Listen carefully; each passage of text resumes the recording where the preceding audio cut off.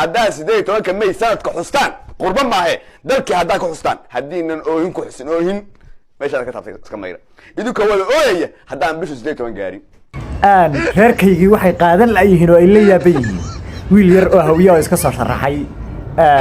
magaalada Minneapolis oo xildhibaan u sharaxan golaha deegaanka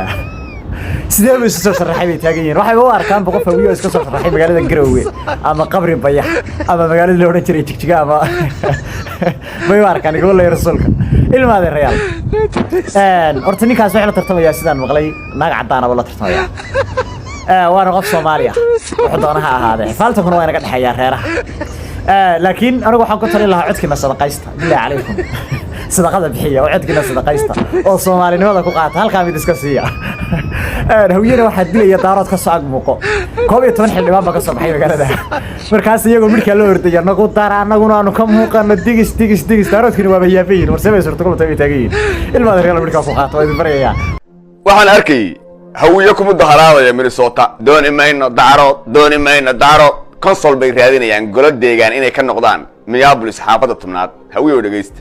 muqdisho maaha waa Garowe meeshu Minneapolis waa Garowe wallahi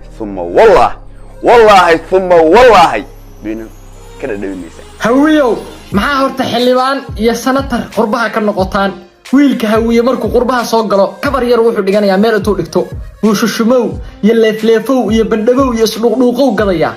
hawiye talent kale ma laha qurbaha ganacsi kale ma yaqaanaan dhibaatada haysata halka wiilka daarood saastu wadanka u soo galo intuu sa u galo oo luuqadii barto oo iskuul sii galo oo jaamacad galo wuxuu soo laabanayaa isagoo gaaladii la sheekaysan gaaladii ninka hawiyaha markuu wadada ku soo maro wuuba inkaraaba what are you talking about buu ku leeyahay markuu jidka ka soo baxo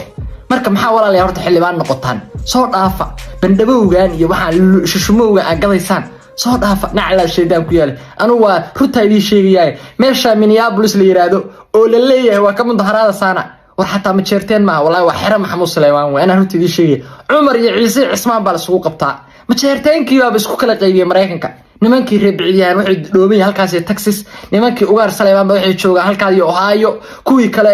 Ismaaciil Suleymaan baa waxay joogaan Washington ma jeerteenkii baa jifo isugu qaybiyay Mareykanka ka saartaa idinka inay wax ka dhimisaan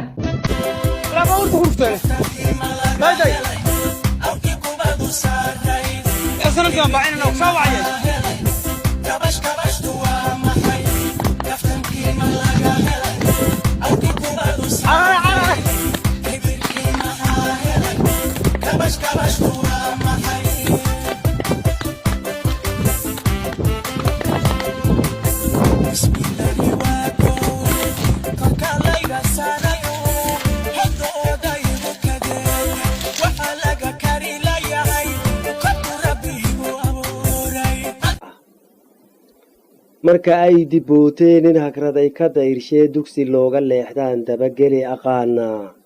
markay ciinka daaqdaan dabka ugu xidigiya nin dumaala baanahay degel fule ka barakacay nin ku diirsadaanahay maalintay u daran tahay marka daawad lala tago nin didsani iskaga hadho annagaa ku diriro halka daran ku dhicino sida loogu dabarko ay deelay ka tirinee nin dibcow dhan uga guro dibadda